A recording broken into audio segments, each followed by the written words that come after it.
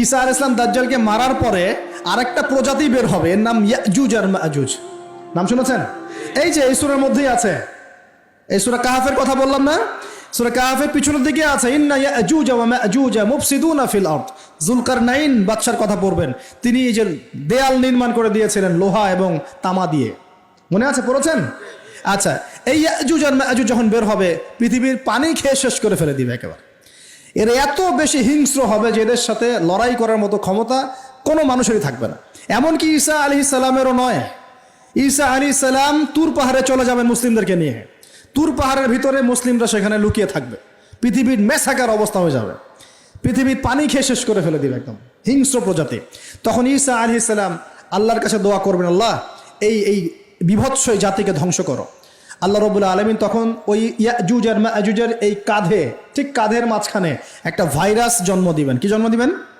ওই যে বলি না মহামারীর ভাইরাস, অমুক ভাইরাস তমুক ভাইরাস, এই ভাইরাস আরও সামনে আছে বাকি এখনো।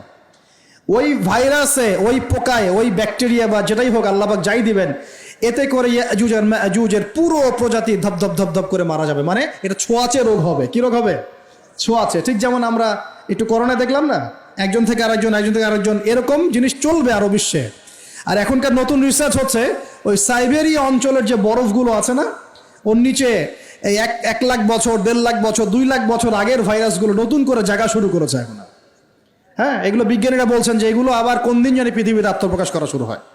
সব কিছুই ঘটবে। বিশ্বটার খুব রহস্য আছে, বিশ্বটার অনেক রহস্য আছে। আল্লাহ পাক এগুলো খেলার ছলে সৃষ্টি করেন নাই, পরীক্ষা। লিয়াবলুয়াকুম আইয়ুকুম আহসানু আমালা, আল্লাহ পাক বলেছেন। এরপরে ইয়াজুজ আর মাজুজের সব প্রজাতি মারা যাবে। নবীজি বলছেন জমিনে কোনো জায়গায় ফাঁকা থাকবে না, সমস্ত জায়গাতেই ওদের দেহ পড়ে থাকবে। আল্লাহু আকবার। এরপরে ঈসা আলাইহিস সালাম আল্লাহকে বলবেন, আল্লাহ জমিনটাকে পবিত্র করে দাও। আল্লাহ পাক কি করবেন জানেন? বড় বড় নখরওয়ালা, বড় বড় নখ আছে, নখ দেখেছেন? বড় বড় নখ, বড় বড় নখওয়ালা একটা স্পেশাল প্রজাতির পাখি আল্লাহ পাঠাবেন। কি পাঠাবেন? পাখি। এটা কোন পাখি, কি নাম আমরা জানি না। ঠিক এরকম করে এই এক শ্রেণীর পাখি আল্লাহ পাঠাবেন যাদের নখগুলো খুব বড় বড় হবে, বিশাল বিশাল নখ। এই নখগুলো দিয়ে তারা দেহগুলোকে উঠাবে, উঠিয়ে নিয়ে কোথায় যে ফেলে দেবে আল্লাহ ভালো জানেন। সুবহানাল্লাহ, আল্লাহু আকবার। আল্লাহ পাক বিশ্বে কত কি বাকি রেখেছেন এখন। এরপরে আল্লাহ পাক কি করবেন জানেন? আল্লাহ পাক বৃষ্টি বর্ষণ করবেন। এত বেশি বৃষ্টি হবে, এত বৃষ্টি হবে, জমিন ধুয়ে পরিষ্কার হয়ে যাবে। হাদিসে আসছে জমিন একদম চকচক করবে, জমিটা পরিষ্কার হয়ে চকচক করতে থাকবে। এরপরে কারণ ওই ভাইরাস তো ধুইতে হবে না, ভাইরাসকে ধুয়ে সাফ করতে হবে।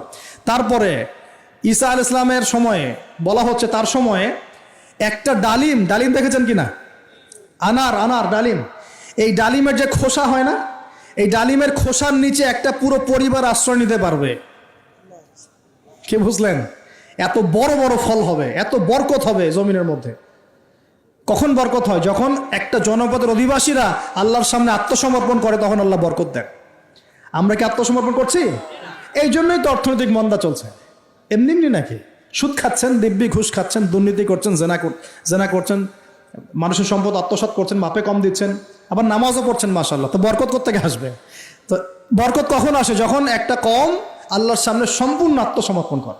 একটা ডালিম হবে, এটা রূপকথা নয়, এগুলা গাল গল্প বলছি না। এই প্রতিটা কথা আল্লাহ পাকের ওহী থেকে আসছে, এর একটা কথা মিথ্যা হবে না ইনশাআল্লাহ তাআলা। বিশ্ববাসীরা দেখবে একটা ডালিমের নিচে একটা পরিবার আশ্রয় নিতে পারবে। এত স্পেসিফিকলি বলা হয়েছে হাদিসগুলোতে। নবী সাল্লাল্লাহু আলাইহি ওয়াসাল্লাম বলেছেন যে 10 জন ঘোড়সওয়ার, কয়জন ঘোড়সওয়ার? 10 জন ঘোড়সওয়ার বের হবে ইমাম মাহদির সময়, যারা খোঁজ নিতে যাবে যে দেখি দাজ্জাল বের হয়েছে কিনা। ঘোড়ায় করে খোঁজ নিতে যাবে, দেখি দাজ্জাল বের হয়েছে কিনা। ওই 10, নবীজি বলছেন আমি ওই 10 জনের নামও জানি, ওদের বাবার নামও জানি। সুবহানাল্লাহ।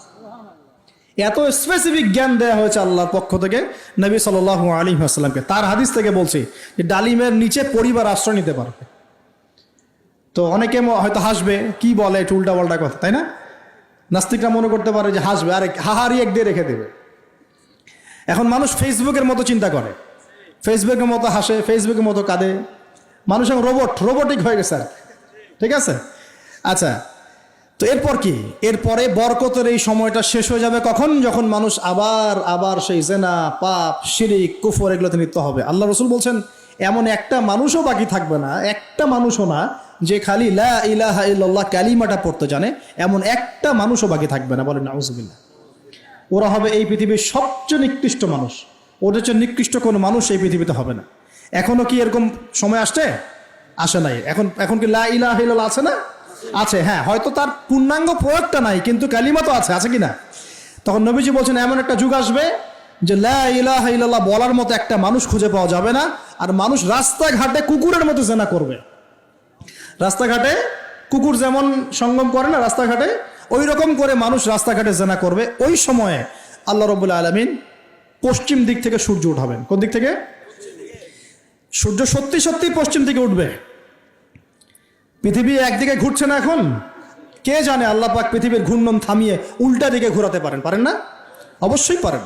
আল্লাহ পাকের জন্য এটা খালি বলা, কুন ফায়াকুন, হও হয়ে যাও, ব্যাস।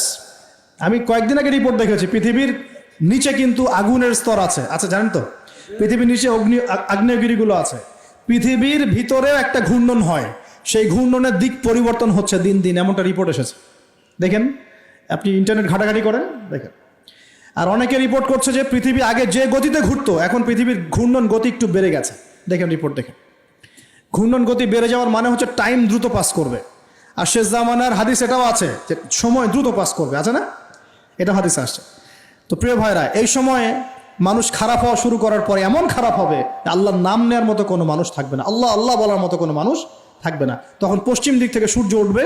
কিভাবে কিয়ামত হবে? নবীজি বলছেন একজন ব্যক্তি পানি খাওয়ার জন্যে পাত্রটাকে মুখের সামনে নিবে, পানি গিলতে পারবে না, কিয়ামত হয়ে যাবে। নাউযুবিল্লাহ।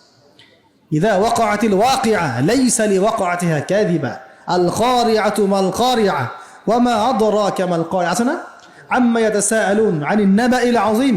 কত সূরা আছে কিয়ামত সংক্রান্ত, পড়ে দেখেন। ইযা যুলজিলাতিল আরদু জিলজালাহা ওয়া আখরাজাতিল আরদু আসকালাহা ইযা শামসু কুবিরাত ওয়া ইযা নুজুমু কাদারাত। এই সূরাগুলো পড়ে দেখেন।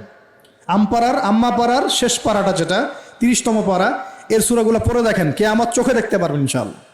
সিংহায় ফুঁক দেওয়া হবে। আল্লাহ পাকের ফেরেশতার এত ক্ষমতা আল্লাহ দিয়েছেন, একটা ফুয়ে পুরো মহাবিশ্ব ধ্বংস হয়ে যাবে ইনশাআল্লাহ। চারটাখানি কথা নাকি? দ্বিতীয় ফুৎকারে আবার সবাইকে জীবিত করা হবে। এবং এই যে দুনিয়ার জীবনটা আমরা কাটাচ্ছি, এই 30, 40, 50, 60, 100 বছরের জীবন, এই জীবনের এক একটা হিসেব আল্লাহর সামনে দাঁড়িয়ে সেদিন দেওয়া লাগবে। অতএব এই দুনিয়ার জীবনটাতে প্রস্তুতি গ্রহণ করি, 5 ওয়াক্ত নামাজ পড়ি, যাকাত দেই, কালিমা বোঝার চেষ্টা করি, আল্লাহ তাওহীদ শিখি, জানি, বুঝি, নবীর সুন্নত অনুযায়ী আমল করি, হালাল খাই, পরিবার গড়ি, মানুষকে সৎ কাজের দাওয়াত দেই, অসৎ কাজে নিষেধ করি, ইসলামকে আল্লাহর জমিনে প্রতিষ্ঠা করার চেষ্টা করি। আল্লাহ পাক যা দিয়েছেন, জানমাল, সময়, শ্রম, আল্লাহ পাক যা দিয়েছেন, ক্ষমতা, প্রতিপত্তি, সম্পদ, এগুলোকে আল্লাহর দ্বীনের জন্য ব্যয় করি। ইনশাআল্লাহ দুনিয়া সফল হব, পরকালে সফল হবে ইনশাআল্লাহু আযজা ওয়া জাল। আল্লাহ পাক আমাদের সবাইকে সমকালীন ফিতনাগুলো সম্পর্কে সচেতন থাকার তৌফিক দান করুন, এবং এই রমজান, আসন্ন রমজানে পরিপূর্ণরূপে ইবাদত করার তৌফিক দান করুন, এবং এই ইবাদত এবং শিক্ষাগুলোকে সারা বছর ধরে রাখার তৌফিক দান করুন, এবং জামানা সম্পর্কে সচেতন থেকে আগামী দিনে যা হবে সেভাবে পদক্ষেপ নেওয়ার তৌফিক আল্লাহ পাক দান করুন। আমিন।